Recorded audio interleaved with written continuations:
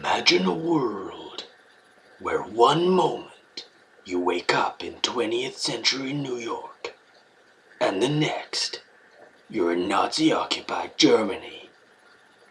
Imagine a world in which time can be traveled. Imagine... Okay, I should probably stop that freaky film voiceover time travel thing. But when I was reading the first in Alex Scarrow's time travelling series, The Time Riders, it really did feel like a totally epic film. Epic.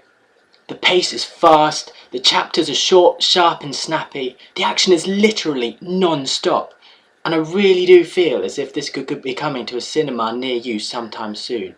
And if they don't, I will be really surprised. I'll be like, wow, that's surprising.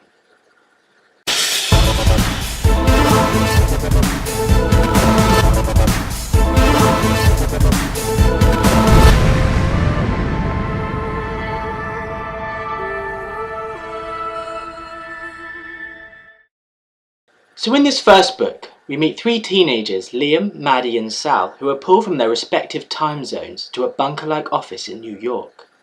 Just to make things even more dramatic, they are pulled seconds before they are meant to die. I know, imagine that!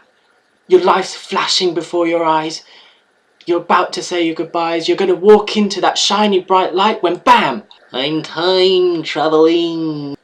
So it turns out that Liam, Maddie and Sal have been taken from history by a man called Foster to be guardians of time, or to give them their proper name, Time Riders. In the future, you see, time travel is possible, but there are some mean people who want to go back in time and rewrite history for their own dastardly plans. And that's one thing that makes this book so great. Whilst we're being introduced to the new Time Rider team, we also follow the story of one Paul Kramer, who wants to go back in time to rewrite World War II and make sure that Hitler wins the war.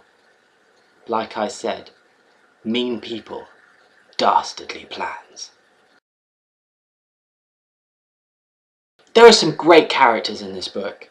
My favourite by far, though, was the incredibly strong and powerful and fast genetically modified service field agent called Bob. I found Bob's struggles with real human emotion and a computerized artificial intelligence about the size of a pea to be really compelling, and his interactions with Liam make for some really good reading. There are so many different time periods and locations in the story, it makes for really interesting reading. I mean, we go from the Titanic to Hitler's bunker, 1950s America, to post-apocalyptic New York.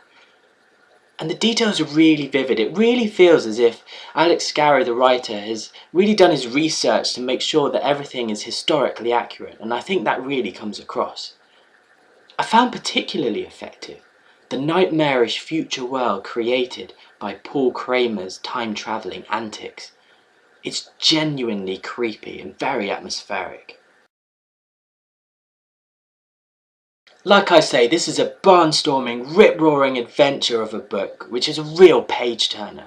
I mean, with some chapters of the book only a few pages long, it's quite easy to find yourself one moment looking up and finding that you've gone through 50 pages all in one go.